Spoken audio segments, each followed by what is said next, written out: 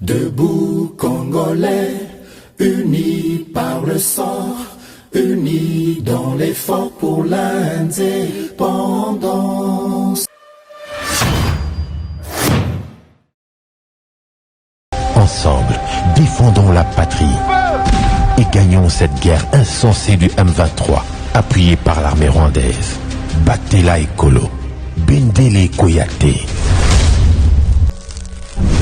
Boza, le bienvenu na GCAM Télévision, fidèles abonnés, chers internautes, na Pesibino Lisusu, Matondo Mingi, lokola na momesano, pour na confiance et fidélité au besoin accordé, na samba olonga moumbu na bino pour na komemela bino, basango ya maele kakana kati ya République démocratique du Congo, pe na nzinga nzinga, bwe ba ete confiance na bino ezali pambate, ezali tina pour na biso nyonso koyeba kosalela mboka na biso lokola pe na momesano boyebi ki nazaka na devoir ya rappel po toyeba ete justice ya Nzambe moto moko te aishapaka na contrôle nango.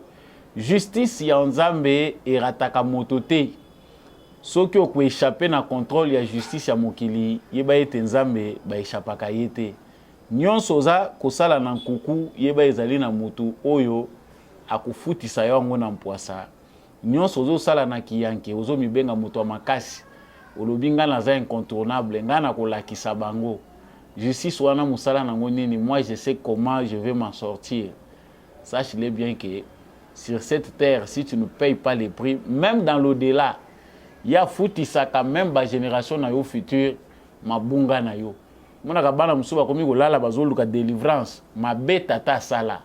Yango tomilengele ndenge naza kobelela tango nyonso tomilengele pona koyebaka ke ba acte biso topozaka rattrapaka biso d'une manière ou d'une autre. Salaka ka malamu okomona ke malamu epolaka nango te ezalaka pe na conséquences désagréables te.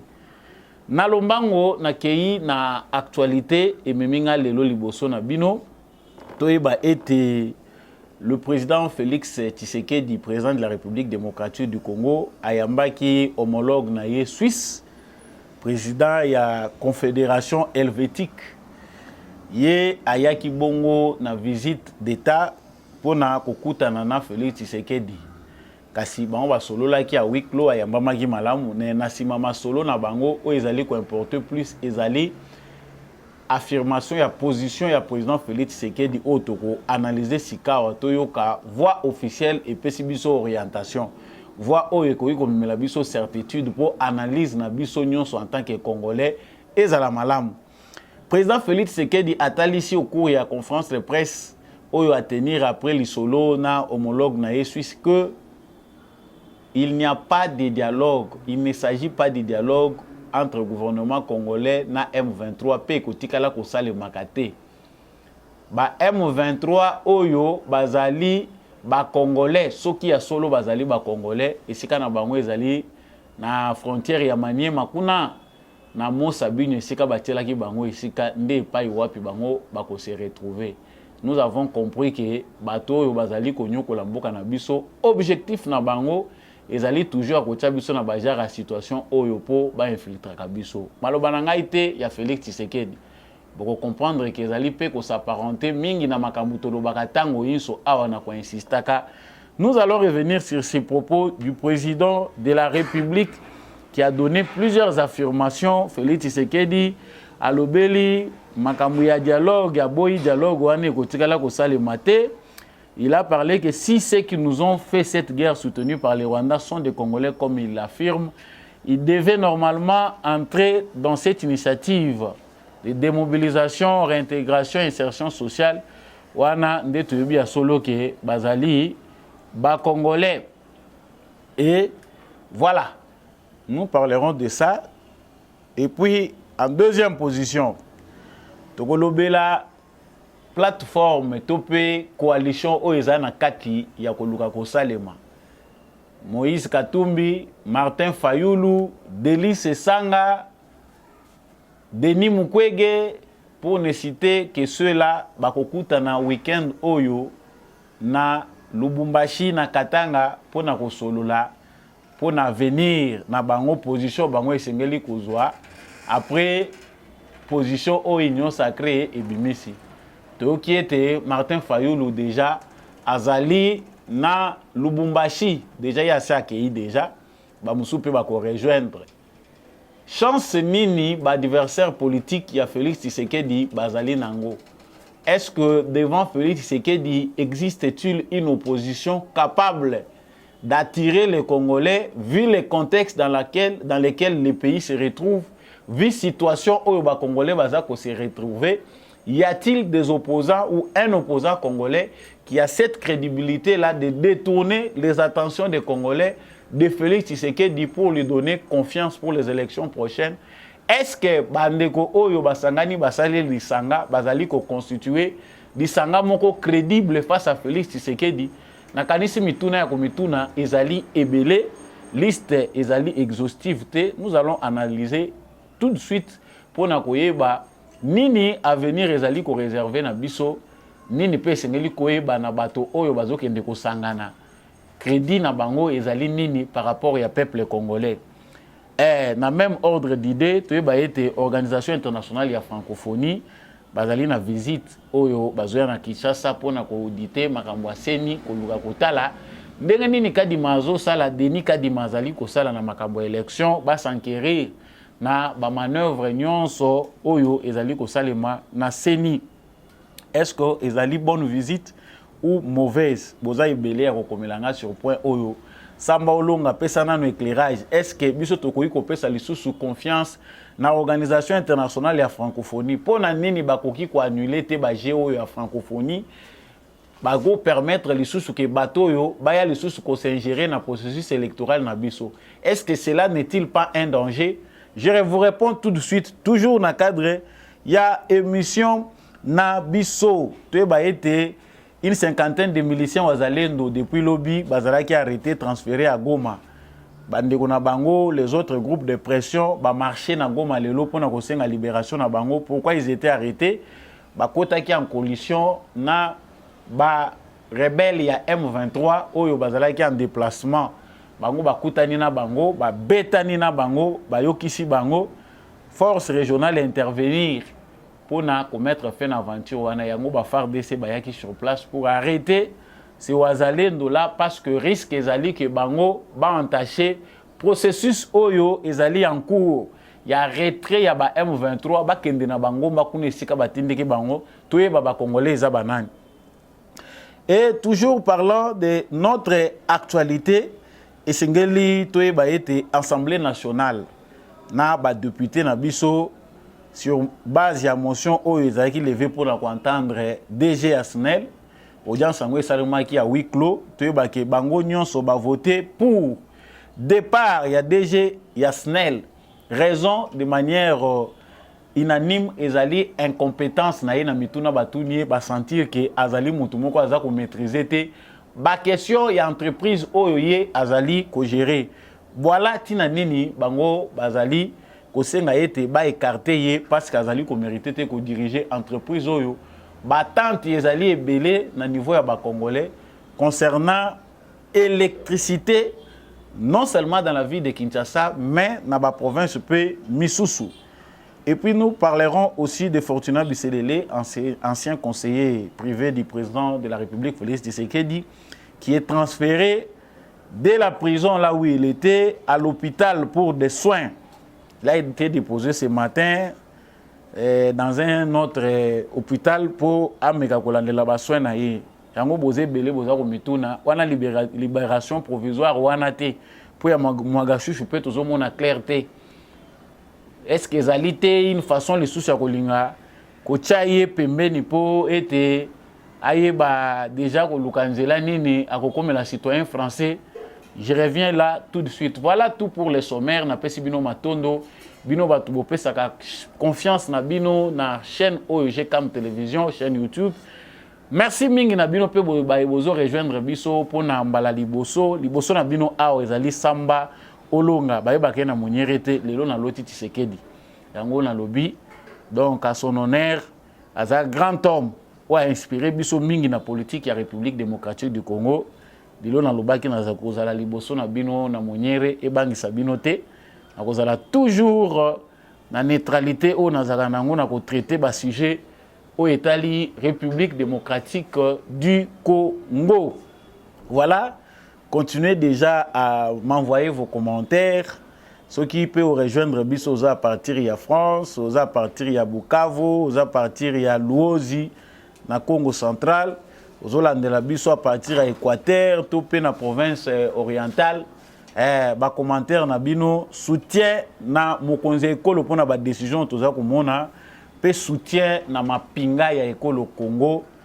Tika commentaire na yo ba commentaire wana ezali ko lakisa ngai ko talisa ngai que en tout cas analyse ya Samba Olonga makamuna lobaka awa eza ko trouver ba querer ba congolais baza ko sepela nango bomba ngo pe pona bino moko te. Continuez à partager les liens. PSAP voisin ayoka pe ba analyse ya Samba Olonga biso nyonso elongo tokoma ba éclairer. Nazongi na actualité ndenge bouti ko yokango na sommaire toyeba ete tata mokonzi ekolo Félix Tshisekedi ayambaki président Suisse ndenge babengaka yango Confédération Helvétique ye ayaki bongo na visite na ye officielle na kati ya République démocratique du Congo selon ye ayaki na visite moko d'ordre social humanitaire pour na komeka kotala lolenge nini bango pe bakoki ko apporter soutien na bango na ekolo Congo démocratique. Kasi na masolo basolola ki ya wiklo moi makambo ebimaki libanda nakanisi ete tata mokonzi ekolo a évoqué question oyo ya makambo ya M23 pamba te ezalaki parce que na kati ya masolo wana pe mitune ezangaki te kotuna de la part ya homologue na ye concernant position na ye vis-à-vis na likambo etali ba M23. Je vous laisse d'abord suivre en premier lieu vidéo oya liboso concernant président Félix Tshisekedi position na ye concernant ba M23 et rentrer à la vie civile. Et là j'aimerais faire une précision et le marteler comme il le faut. Il n'est pas question ici de dialogue politique avec ce groupe. Je le dis et je tiens à le préciser, il n'en sera jamais question. Tout simplement parce que nous savons comment ceux qui nous déstabilisent procèdent. C'est à l'aide de ce genre au moyen de ce genre de dialogue qu'ils profitent de la situation pour nous infiltrer des éléments qui plus tard vont créer des revendications fallacieuses et justifier donc leur agression de la République démocratique du Congo. Nous n'allons pas le faire parce que nous avons retenu les leçons du passé d'une part, mais parce qu'aujourd'hui aussi il y a une nouvelle donne.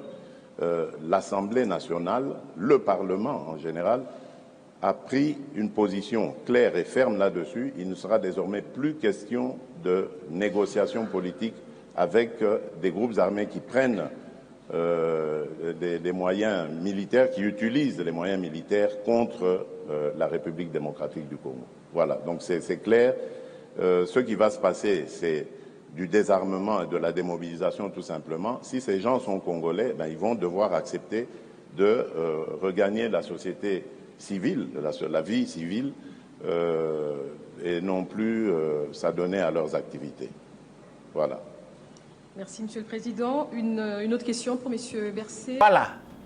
Comme vous venez de le suivre, président Félix Tshisekedi a outi kolobela makambo etali dialogue otoyo ki ba manipulation ezoko outa même na Museveni que le gouvernement congolais serait en train de dialoguer avec les M23.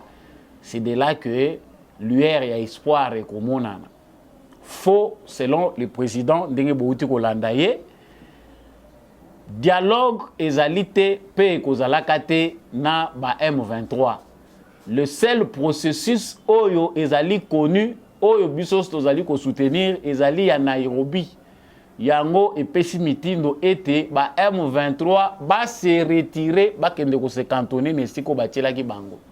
Donc que les gens n'attendent pas qu'il y aura un dialogue quelconque oyo ko sala que ba M23 ba vanda autour d'une table avec le gouvernement congolais. pour négocier, tu éviter ce que j'ai dit. Il ne faut pas ici clairement que c'est autour, il y a une aventure, il y a un modèle, il y a un piège, il y a un tandakanabisseau, il y a un bateau, il y a un agresseur, souvent, il y a un piège, il va continuer à infiltrer biso. Nous avons tiré les leçons du passé. Na évité, si pour nous les Congolais, il faut topper sa confiance, même si confiance est toujours accompagnée d'un contrôle, surtout dans la sphère politique. Tant que vous avez la politique, ou bien vous avez politique, ils allaient mingi, toujours accompagner confiance na contrôle. Mais entre Félix et Tshisekedi, na Kagame, topé influenceur na bino topé bato bino esengeli koyoka.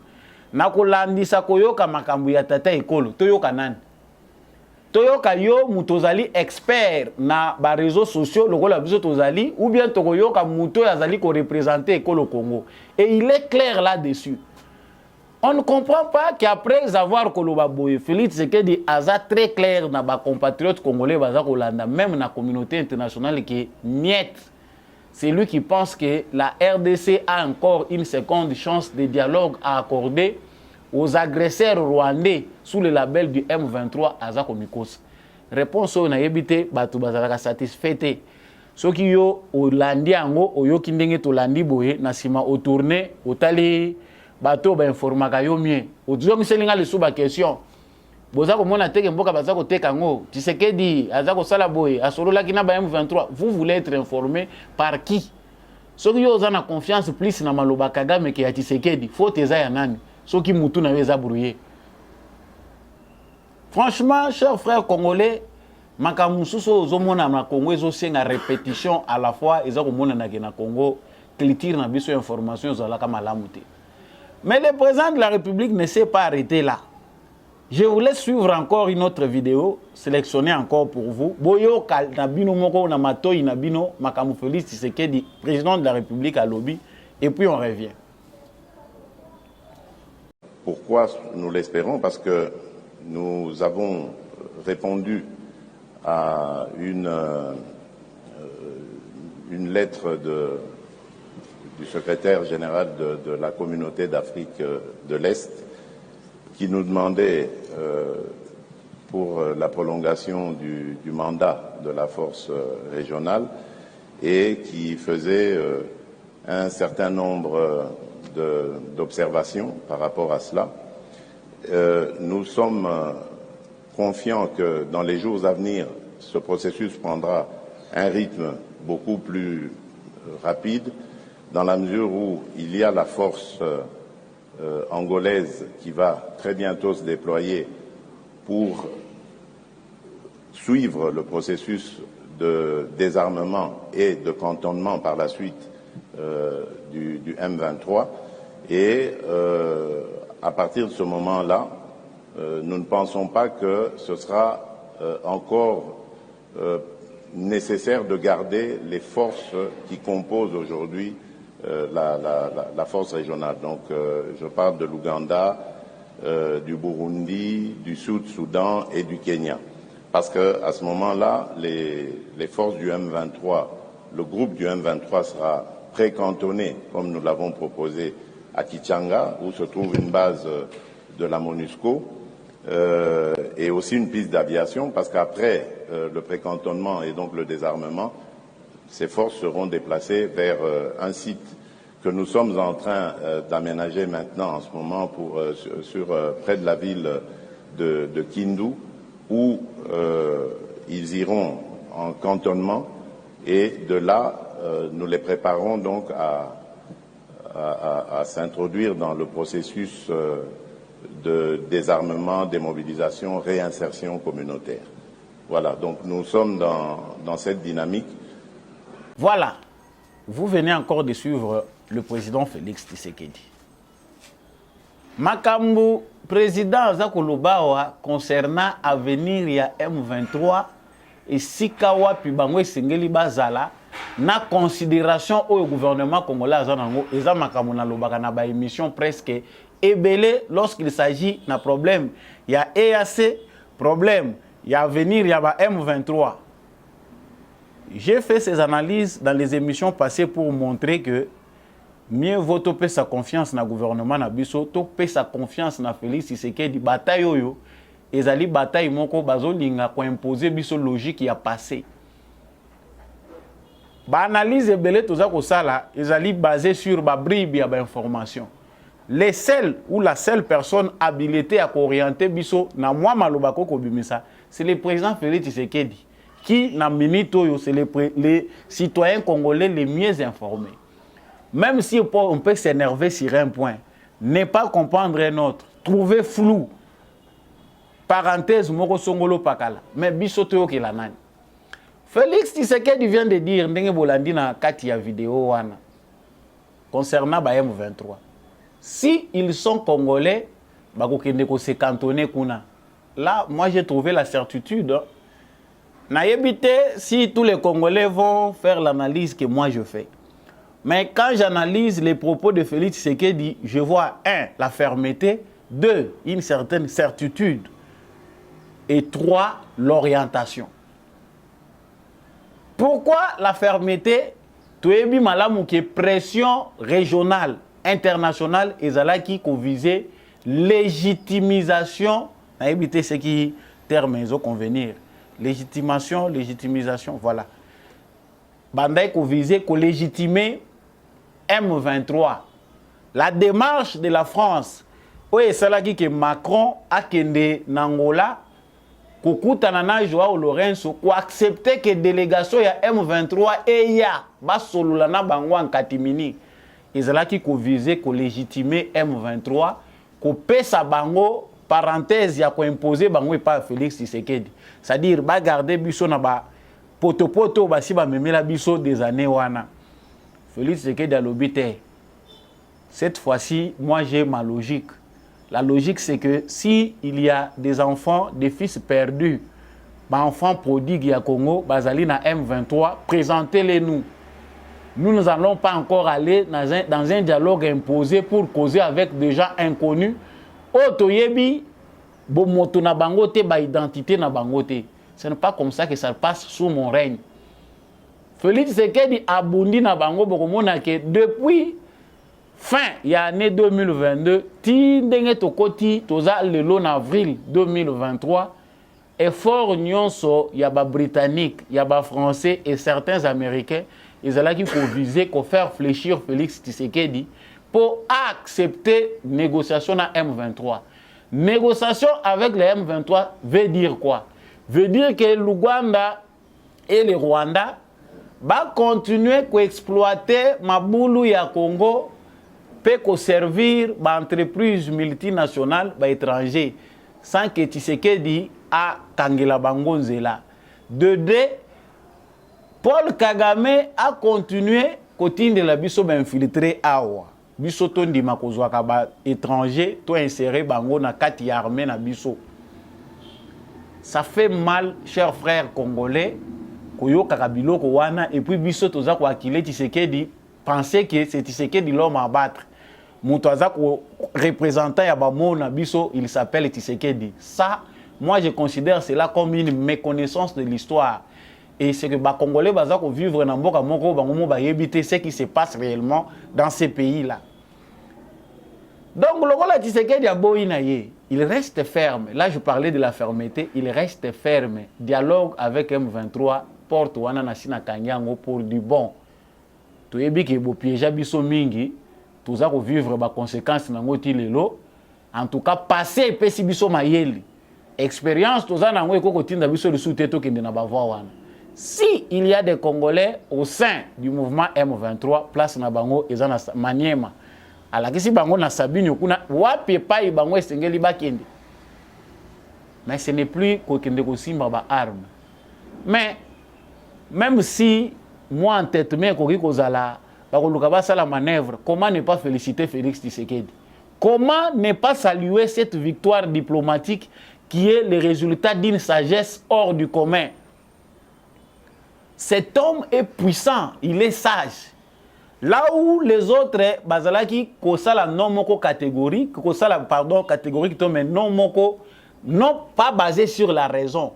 Mouzé avait les mêmes chances d'aller pacifiquement d'amener la raison sur la table, de présenter les droits, de montrer comment nous les Congolais, mais il l'a fait d'une manière où la sagesse n'était pas au rendez-vous. Aujourd'hui, nous avons un président à la tête du Congo qui sait comment mener une démarche de droit. Oyo Tshisekedi aza kosala, soki ezalaki na poto baza kokoma déjà mikanda. Oyo eza ko servir d'héritage na ba génération future. Que tala homme d'État, tala mutu oyo azali logique aza ko s'écarter te na ba prise de position na ye. Il sait amener tout le monde.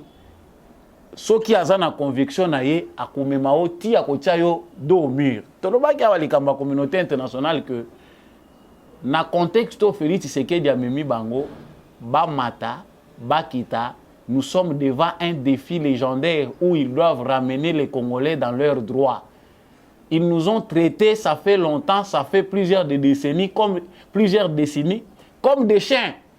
Ça dit biso dans la valeur mokona batouté. Lorsqu'on parle du Congo, on parle ici comme on parlait bien privé, bien commun. Oyo esengeli ezala accessible à toute l'humanité. Ndenge Bokaki Sarkozy azakolobake, les biens communs de l'humanité doivent être mis en commun pour être humanité nyonso ba s'en servir. Ndenge balingi ke Congo ezala patrimoine mondial. Tout celui qui veut mettre ses mains au Congo, à condition qu'il soit plus fort, azala kuna azwakanaye. Bandeko tana lobaka makambo, des fois j'ai les larmes aux yeux quand je parle du Congo. Allons fouiller l'histoire, comprenons comment ce pays ici, statut otozanango, esprit à Léopoldé na bengaka. Yango ils ont continué kolanda biso. Dès le départ, le Congo était un gâteau de tout le monde. Basimbisi Léopoldé, bayebise yo zwa na yo, mais yo s'assurer que mutu nyonso alingi kotia makolo na Congo, que ça soit pour ça la bafaire, que ça soit pour ça la nini, yeba yango ke yo tikela ye. Le Congo, sous la vue de plusieurs historiens, était une colonie internationale. Gâteau ya mutu nyonso. L'Amérique qui est venue rejoindre tout ce qu'ils ont fait, non, colonie. Il y a plusieurs exemples. Prenez le temps de bien méditer sur l'histoire du Congo. Vous verrez que Félix Tshisekedi est une délivrance. Ma position d'État, c'est quoi franchir biso na esclavage éternel au biso to kota. Ça a été décidé sans nous. Tant qu'on comprendre tes droits na yo ezanini, on continue à souffrir. Pourquoi je parlais que na lobaki ya walikambu ya fermeté et puis aujourd'hui Félix Tshisekedi nous oriente. Soki bango bakeyi ko se cantonner kuna toyeba yango ete likambo etali EAC rôle nango esuki wana. Je pense que c'est un message lancé à tous les présidents de ces États-là. Nous avons vécu une cacophonie terrible awa. Chaque président qui envoie ses militaires au Congo à l'obi, toyeko bundate, mais bangin lourd, bayenango. Ce qui est une bonne chose parce que sur le plan diplomatique, il y a toujours des choses qu'on ne comprend pas. Mais Tshisekedi awa à l'obi ango. Ce qui bango pe bakolanda parce que balanda kaye. La mission de l'EAC s'arrête lorsque bayam 23 bakri se cantonné kuna. Ba congolais de biso tozana bango besoin toyeba qui sont nos frères congolais. Makambo la lobakango chaque jour. Qui sont nos frères congolais qui sont là-bas. Et puis c'est fini. Armée angolaise musala na ye ezali pour vérifier qui sont les Congolais. Armée angolaise, y compris Bisso, Banaï na Bisso, vérifier qui sont ces Congolais-là. Alors, réinsertion na bango na société, Tokobandota là, bon, vous êtes des enfants prodigues, bon, tosu bino, Tokolukandenge nini tokorienter bino pour na réinsérer bino na société. Ça fait très mal pour nous parce que ceux qui te l'ont dit bien, les gens pensent que c'est du théâtre, Félix Tshisekedi, Asa Bomimboka, Asa Teki. Ah, yo ondimina yo ozala na yo mutoyo, aza kokwea na ye na kati ya mutambo. Ha, okwea no na mutambo na bango. Et puis voilà. Voilà. Donc, j'ai beaucoup aimé les propos du président de la République parce que makamuna lobaka awa eza lokola tolala kana ye côté moko. Peut-être les gens pensent que non non, nous sommes dans une vision là où on sent que la vision de Félix Tshisekedi est menacée, on comprend. Et ça non parce qu'ils ont parti pris, il faut qu'on côté la caca Félix Tshisekedi non, lorsque là où il y a ça ne va pas. On dit en tout cas monsieur le président awazala clair. Éclairer biso toujours comme on a clarté. Qu'est-ce qui se passe ici? Et quand il dit, bateau au bazar à la page, vous comprendre facilement. Mais si vous êtes attardé, vous allez comprendre des menaces à Ouezanini. Donc pour chuter par rapport à ces points, j'ai redit ce que Mme Naote Kolobawa. Ils ont dit que tous allez Bunda pour inverser la donne, courbe et anti-valeur Oyo, et Zubiso na otage pendant plusieurs décennies, pillage systématique, il y a des ressources dans Biso pour ici là. Il a fallu ce que la menace que nous voyons de M23, ils allaient résurgence à Bakor, Moko Songolo Pakalate. Ils allaient que Tshisekedi a rassuré à Kagame, il a signé des accords. Ce que nous présente Martin Fayoulou et les autres, non, c'est faux. C'est une façon de diaboliser ce que fait Tshisekedi. Tout le monde a question qui étape, ils vont changer le langage pour aller à autre chose. Ce qu'on analyse des difficiles, soit tabik na papier. Au moins, nous avons lobby aux commis. Au moins, on a lobby aux commis. Comme ça, vous avez le temps de faire les analyses, les moments opportuns. Mais il y a le bagi pour nous changer. Pendant que nous parlons ici, sécurité, tu es déjà tout le bagi qui est union sacrée, bango, basi, basali déjà oya bango. Moi, j'appelle ça les camps du changement. C'est facile. Tous à la deux branches comme ça. Qui est qui? Babrouya qui biso, bambrouye biso tamoulaï. La multitude de partis politiques et la farce que nous voyons dans les chefs des politiciens congolais, et ça qu'on permettre aux Congolais de déceler qui sont les aventuriers, banani otoko ko batuboye penda to meka ko apporter soutien. Sikoyo awa petit à petit tozo kende vers des blocs. C'est-à-dire batu ya statuko bayebi kana bango. Bato yo bazape baza ya changement, peu importe mitema na bango mwindu ou pembe, mais soki on dit que nazara na simatike du oyebi que c'est une nouvelle façon de faire les choses.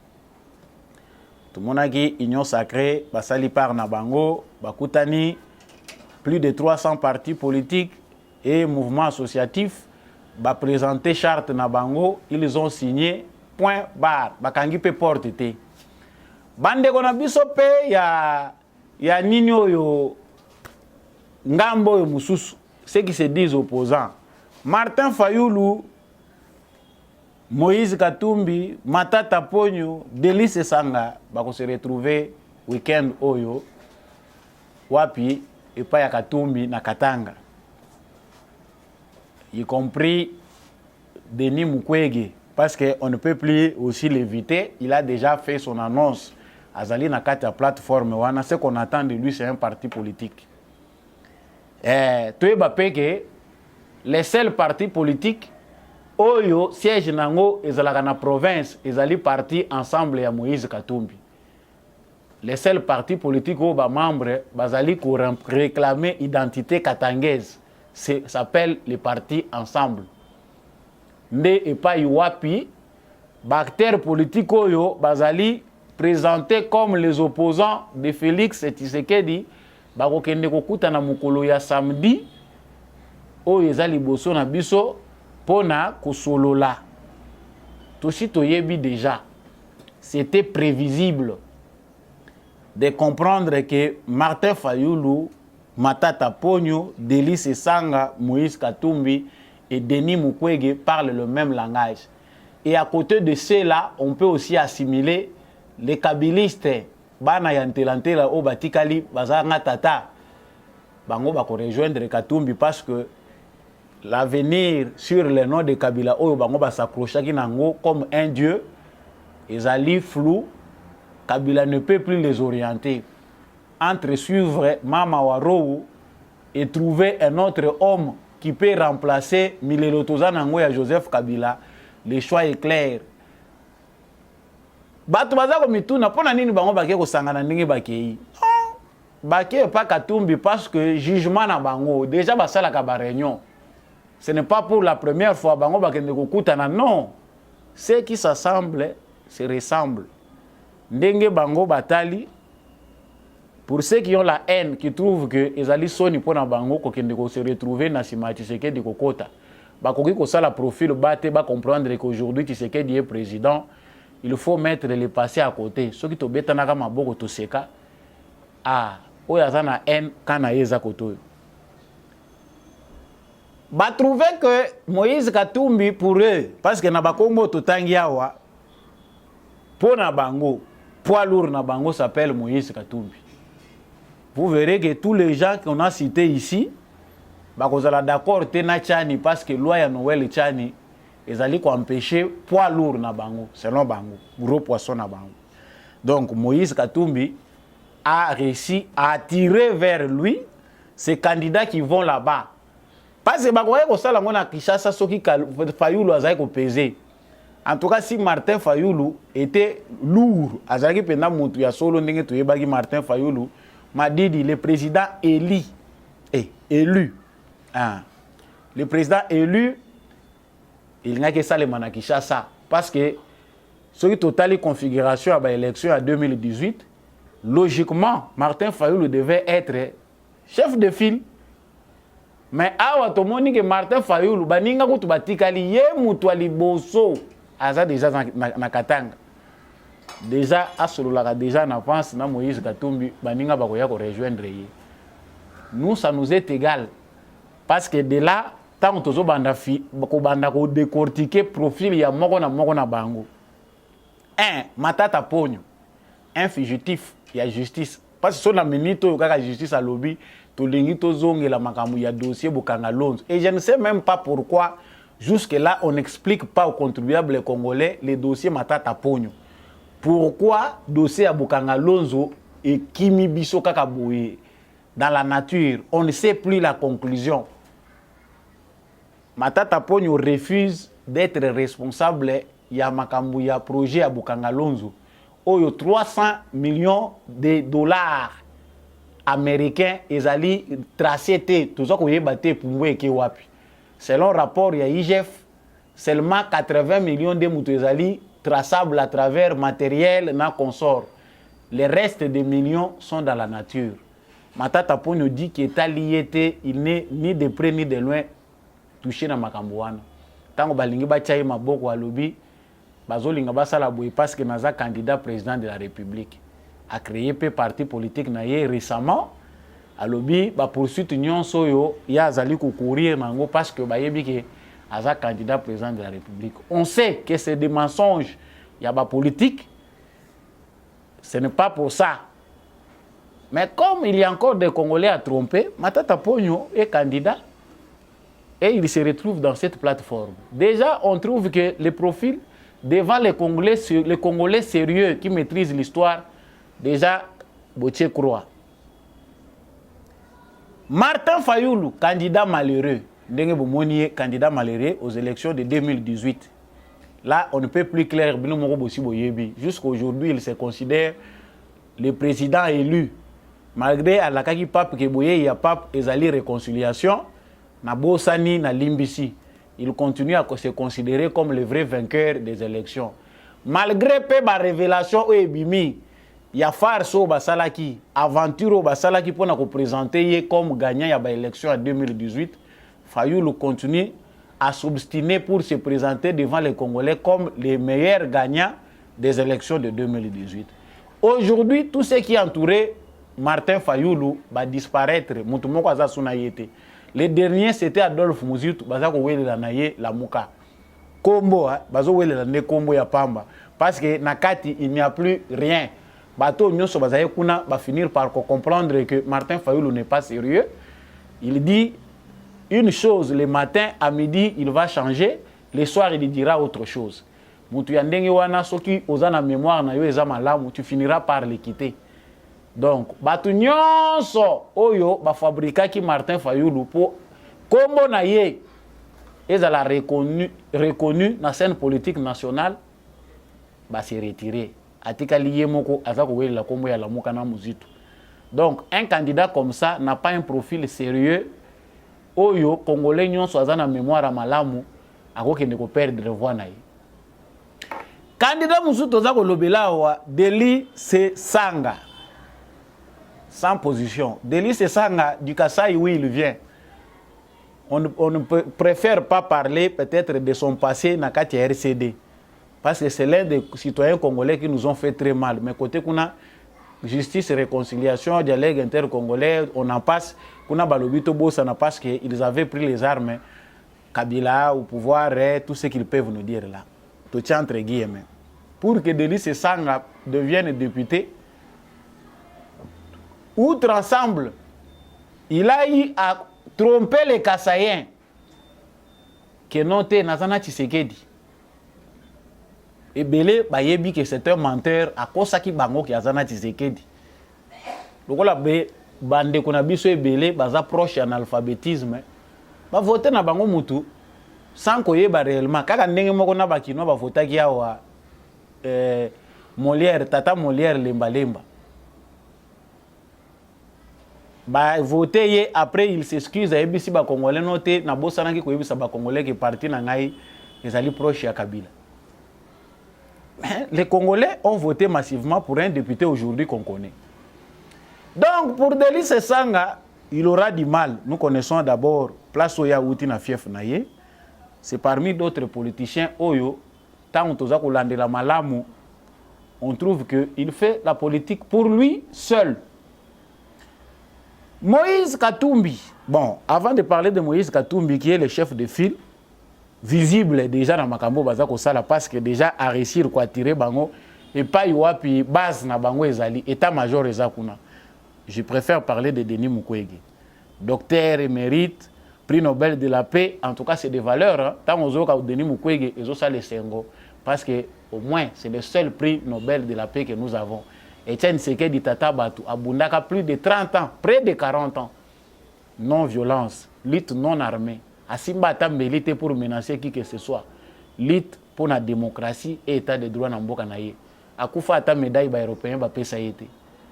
Un docteur qui travaille 10 ans. 10 ans, on est obligé de reconnaître Denis Mukwege. Non, il travaille pour réparer les femmes.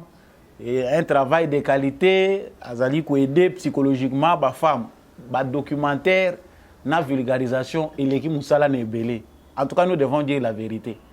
Mais les gens étaient étonnés. Il y a comme le président, docteur Wana, subitement, comme on a cité, n'a pas prétendant comme président de la République, dans le processus, il y a transition où ils ont préparé à Genève. Non, transition sans Kabila, tu préféré, non, si ce n'est pas Mosengo, il faut prendre Denis Mukwege. Comme on a eu le par enchantement. Comment un docteur comme ça éloigné dans ma activité politique, même s'il est membre de la société civile, à quoi qu'on se retrouve dans c'est après qu'on saura que Pio Moussou européen wana baza ko luka ko utiliser. Voilà pour l'ensemble bateau yo ba ko entourer Moïse Katumbi qui lui-même a les mains sales. Dans plusieurs dossiers de crimes économiques, on retrouve les noms de Moïse Katumbi. Tant que Bazolo Bakongo hold up, Bazako trouver combo ya Moïse Katumbi. Lorsque des citoyens réclament leurs biens confisqués, Bazali peut retrouver combo ya Moïse Katumbi. Parmi bateaux accompagner Kabila na pillage na ye, ya ba ressources na biso nyonso, même ba impôt na biso ya passe, combo ya Moïse Katumbi ezako se retrouver. Ce que boye bisangai na ba kombo nyonso totangiawa qui est crédible pour faire face à Félix Tshisekedi qui en 5 ans logiquement on n'a rien à lui reprocher. Batu babomaki mboka bazawa oyo basepeli balimbisa bango bake kotonda kuna. Je ne dis pas ça parce qu'à l'union sacrée il y a des saints. À l'union sacrée il y a des gens que les Congolais doivent apprendre à sanctionner. Baye bate que l'union sacrée na contexte nango politique, même si on veut l'unité, et là, qui c'est que les Congolais votent, votent là. Ah, bisoto lobby. En somme, Moïse Katumbi s'entoure des personnes douteuses, j'allais dire. Ba sentiment ya batoyo, tant toza kotala bango, totali na loi oyo, proposition ya pamba, ezali kotungisa Moïse Katumbi jusqu'à manipuler les Congolais nyonso baza manipulable. On sent que la plupart de nos frères qui vont rejoindre ces camps seront dans la mémoire collective ou dans l'opinion publique assimilés aux étrangers. Gamna lobité zolo bamana ba Congolais. Danger est permanent parce que campagne électorale à l'élection oui eza koya. Ah eza ndenge moko te na we le cas. Peut-être ba paramètres ngo ba tebele bazoye ba kotala ngoti. Peut-être ba politicien tellement baza aveuglé na ba gain injuste que baza ko mona te pe à Damoclès eza ko peser likolo na bango. Ça ne sera pas facile démocratie au tseke ya lukioyo. Pour y baka mu pepe ya tango penda ba élection ko komande to komituna. Donc ceux qui sont réunis avec Moïse Katumbi seront pour la plupart manipulés et à la sorte de l'Union européenne. La nouvelle carte Oyo irataki na Genève, yango yisengeli côté lemela. Félix Tshisekedi a déjà bien fait de s'éviter en acceptant qu'on soit leader il y a différentes régions kocha bango pe na pembeni na yendenge porte za ko fongwama. Je l'ai dit dans mes récentes analyses que ezali une façon ya ko sauver nation pour baila biso lisusu carte ya balkanisation te via les élections. Lokola to mona kiango na période Oyo Bemba Katumbi Mbusa Nyamwisi Martin Fayulu bazu Congo bakaboli. Ça n'arrivera plus. Donc batoyo basangani bayebi bango moko que face aux Congolais qui ont la mémoire vive, ils n'ont pas de chance. Mais mieux vaut se serrer les coudes pour trouver stratégie nini bakomema. Entre un Moïse Katumbi, candidat de Katangé, Boli Moussanga, mes chers frères Katangé, si on le dit, mais c'est ce que disent les officiels du parti ensemble. Entre Moïse Katumbi, candidat de Katangé, qui ne se prononce même pas des propos sécessionnistes, il y a bateau baza entouré qui consent, qui prépare cette stratégie. Katanga est comme la base arrière, il y a bateau bazali ko s'opposer na Félix Tshisekedi. C'est-à-dire, c'est Pélibazo à Katanga parce que c'est là où il manipule facilement les gens. Baza na possibilité, il y a ko brandir menace, ndenge toyoki Ardina Lambongo lobby, le pays sera divisé. Église catholique était mais Congo. Mais Tchombe a réussi à créer un pays. Na kombo ya Katanga, botu na kate silaka ndenge nini. Tchombe est décédé. Tchombe a kufaka. Tamo akendaki na ngoti boye bibino moko ebemba Tchombe zonga wate. Il y a des gens qui s'aventurent avec la sacralité de l'intégrité territoriale du Congo. Mboko yo bato babundisa kango bazalaki plus fort que les Congolais, des grandes nations. Pour que bakabolango parce que c'est loko facile les ana maboko na bango bakokaki yango te. Côté makanisezo la ki Léopold D ya ko fixer ba frontière ya mboko Congo yo yebaki. Toi tu vas maintenant te réveiller un matin au lobby non, si on touche à Moïse Katumbi, le Congo sera balkanisé et les Katanga et kozala hier. Non, ta famille sera divisée, l'église catholique est déjà divisée. Batu na batu bako préférer bazala na cardinal na bango. Mais le Congo ne sera jamais divisé. C'est une menace nulle. Mes chers frères Katangé, binonde sengeli botere mela likambo parce que bazo kozwa bazo bande bino. Pourquoi ça ne se fait pas dans d'autres provinces? Le Kivu a souffert pendant plusieurs décennies. On n'a pas entendu ça d'un leader ya Kivu. Kuto infiltration eza makasi kuna. Mais to kite balobi non lokola bato lembisi biso kuna bazo mela boisson bazo bina biso lelo tozo senga indépendance ya Kivu. Jamais ça de la bouche de nos frères de Kivu. C'est que baza kozwa bino ba Katangé pona bazoba na bango. Yango lelo ba poni bake balobi te réunion na bango ba memango wapi ba memango kuna na Lubumbashi ba memango na Katanga. Et pas wapi makasi na bango ezali. Là on peut manipuler facilement. C'est là où on fabrique les identités pour les individus. Là où les chefs coutumiers sont fiers de fabriquer une identité pour un individu qui n'a pas le sang congolais. Ça fait très mal de le dire. Et ça, ça la passe mingi bande ko ba congolais. Chers frères, certaines vérités, ils allaient ko blessés. Quand on dit Katanga, Katanga, mais qui sont ces Katangais là? Oyo bazoko cha baya ko kolobaka air nyonso. Défi Oyo nde muto ko pousser Moïse Katumbi na porte. Pour ceux qui veulent voir plus loin, ces défis qu'ils ont lancés à la nation tout entière que Bissonde a ceux qui bino ba congolais bo accepter ngo ezali bino. Mais l'autre parenthèse à laquelle il faut tirer très attention, batoya OIF, Organisation internationale de la francophonie, balobi balingi baya kota la serveur, bata la makambuseni azako sala. Ce qui n'est pas du tout mauvais, le président Félix Tshisekedi a demandé à la communauté internationale de nous accompagner. Parce que ce que le baki a ngoté toyebi. Accompagnement n'est la cité que baya kopesa biso mbongo na bango. Le Congo organise les élections avec ses moyens propres. Sikoyo batwana bavandi balobi bazoya pona makambo aseni ba auditer ba landela makambo nyonso pona baye bandengeni denika di mazo sala. Ça il faut que le ministère de l'Intérieur Batunion va tirer très attention. Denis Kadima est en danger, il faut bien les sécuriser. L'Europe a beaucoup lutté pour ravir la machine électorale. Chaque fois que nos élections se font, la machine qui organise nos élections est entre les mains des étrangers. Ils ont la possibilité de faire ce qu'ils veulent. Si c'est créer un conflit pour Baya ou la Batumoko, Bazako Luka, le quoi ba sapeur pompier ils le font ba créer ba conflit ba yebi ke boza diviser et autour ya ba division na bino bango baza ko entretenir ba division wana po ba pia kabino. C'est ce qu'ils veulent faire. L'OIF vient à Kinshasa.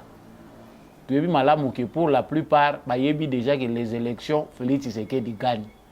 Ils allaient campagne pour na Tshisekedi té, on sait qu'il y a beaucoup à faire au Congo. Mais face à tout ce que le Congo a vécu, et vu les contextes, Nabato Bazali qu'on s'est retrouvé face à Félix Tshisekedi, on ne voit pas de Congolais sérieux, majoritaires, voter pour cette opposition que vous venez de voir.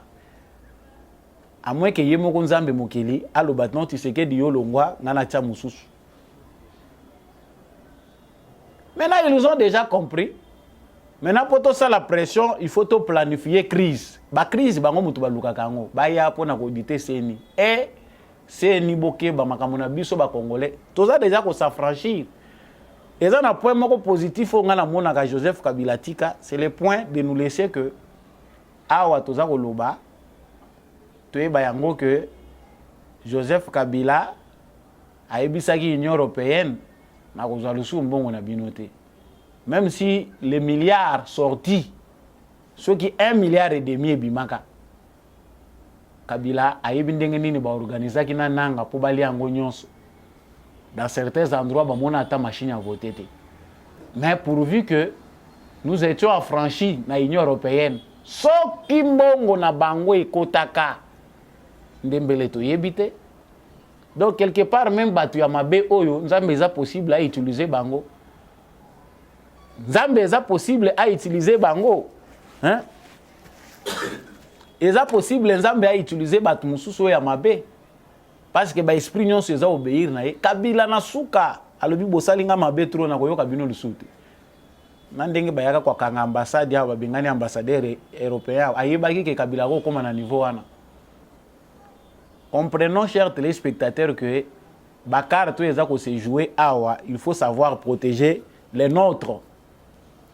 Tué bakolandela ba oya biso. Parce que nous ne sommes pas seulement toza ko bunda na bande ko na biso awate, mais toza ko bunda contre la communauté internationale, un complot qui ne veut pas que les Congolais affirment leur souveraineté. Jamais bino ba Congolais bo sa le logo ya bino moko. Bino moko botala ngoka facilement. Hein? Pour une simple proposition de loi, toute la communauté internationale en parle. Ça s'est fait en Zambie. Personne n'en parle. Dans les pays où il y a monde, personne n'en parle. Mais voilà ce qui justifie ce que je venais de vous dire. Le Congo est une colonie internationale. Donc, na Bintou Keïta Zobima Walobi Alobi non, cette loi-là yangote. On parle d'une loi raciste. Racisme ango. Il y a des Congolais, baza na racisme contre les Juifs, auto contre les bananes. Ce qui comprendre que la loi wana est indépendance, le fait que mokili mobimba balingi loi wana te ko comprendre que il y a à boire et à manger, nous Congolais devons soutenir cette loi. L'Assemblée nationale, avant que nous ayons l'Assemblée nationale, ce mieux, nous avons ba wazalendo, ba miliciens oyoyo, ba kangaki, parce que bazalaki ba attaquaki ba M23.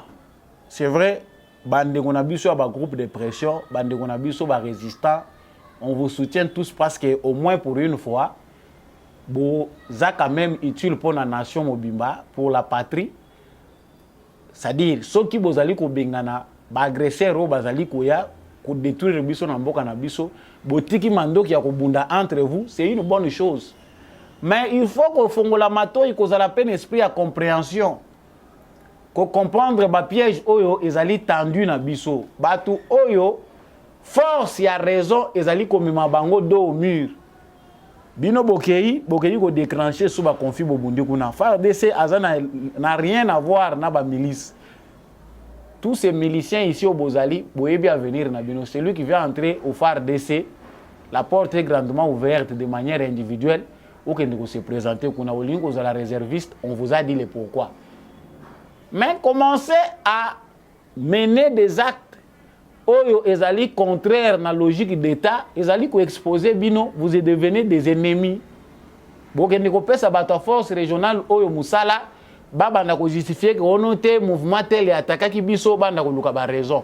Suivez bien le président Félix Tshisekedi qui est le garant de la nation, le commandant suprême des forces armées. Il est clair. Ce que tout le monde bato si angote mais to yoki bande ko musu balobi les wazalendo ont attaqué parce que ba M23 balobaki ke suka na bango ezali 30. Lokola balongwete roi to kutai na bango photo frapper bango. Bolembisa muke boyoka ka maloba ya bakonzi, bolanda mboka ndenge za kotambolela. Tout en restant vigilant parce que prochaine étape to si to yoki président de la République à lobby la force régionale une fois bango cantonné ba M23 to yebi ke mission na bango esuki wana. Abengi biso pe na vigilance. Bazala te en train d'entretenir les manœuvres pour M23 à s'éterniser, bango ba justifier la présence na bango. Ici et yokani.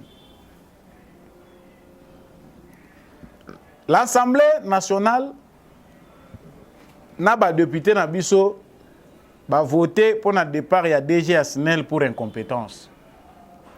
Motion moko ezaki initié ba bengaki ba entendre ye DG Asnel malgré makambo ngo eleki à huis clos. Tu éviter pourquoi ezalaki à huis clos a wana ezako relever na pouvoir discrétionnaire oyo Assemblée nationale azana ngo ya ko organiser certaines ya ba audience na bango ezala à huis clos.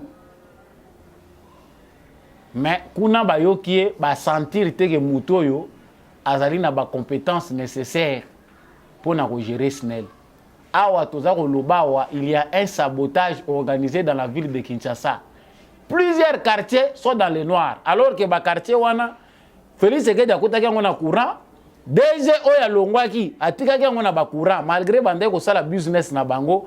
Baza koteka courant, baza kozwa libanda, baza koteka ya biso, baza koteka la ba grand client na bango, mafia toyebi tout ce qui se passe là-bas. Mais il y a certains quartiers, moi ba matériel na bango bando permettre que ba quartier wana ezala dans le noir te.